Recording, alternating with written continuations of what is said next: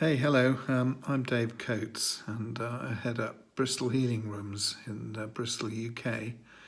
I'm often called Papa Bear, so hi there.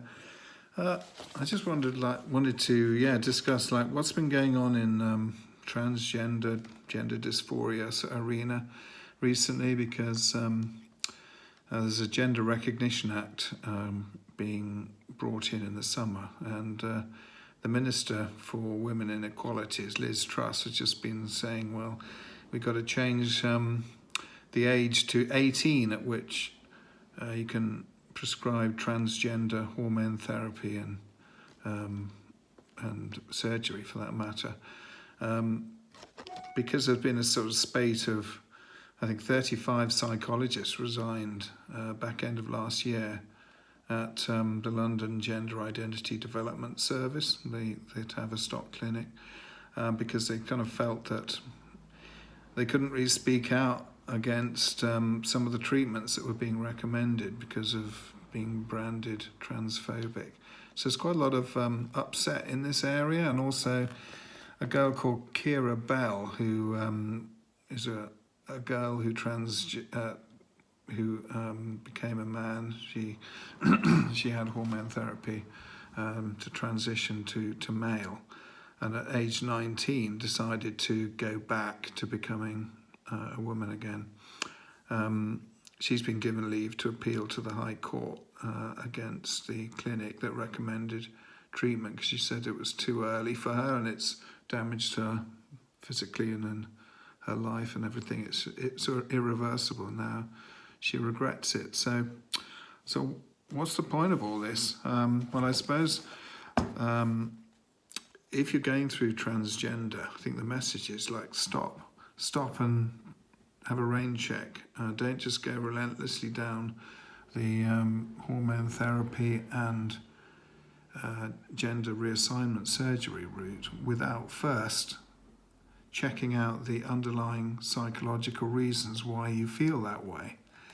And this message has been put brilliantly by a man called Walt Heyer, who wrote a book called A Transgender's Faith.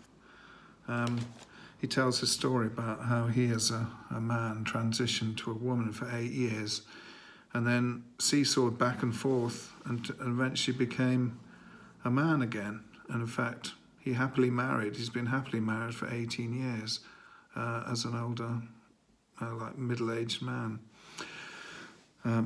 So the thing is that people can grow out of gender dysphoria, and if you take irreversible surgery or hormone replacement, and a lot of people regret that or might regret that. You might regret doing that. Walt has become a bit of an expert on all the trials and experiments that have been done. And in this book, Trans Life Survivors, which is a story of 30 people that have written to him to tell them either that they regretted their surgery or treatment, or narrowly backed off from it in the nick of time, maybe. Just telling their stories of how they became gender dysphoric and how maybe they resolved it. But the message is that people do feel that they want to change sex at one point, and then they don't want to do that anymore. They want to go back. A lot of people do that. And there's a lot of there's an appendix with a lot of the research that's gone on in that book as well, the Trans Life Survivors, if you're interested in the underlying research. But he says that I think it's about 70% of people with transgender or tendencies, or they have gender dysphoria, have other underlying psychological causes. And that's the real crucial thing, is that if you have other underlying psychological requirements that need to be addressed, they should be addressed first. You should kind of deal with those. And sometimes it's trauma related or abuse related. All sorts of things And it's best to unpick and help you to understand why the gender dysphoria is there in the first place before you proceed down the clinical care pathway, which is almost like a one-way trip towards irreversible surgery or hormone replacement. So what's the point? Well, Bristol Healing Rooms, we're an independent volunteer organisation. We're not clinically trained as psychologists as such, but we have experience in many aspects of helping people up with their underlying psychological issues, just through talking and praying with them, and just sharing the load and helping people to understand why they feel a certain way. A lot of people believe lies about themselves that they've been told over the years. People have maybe unkindly and off the cuff said unkind things to people, bullied people,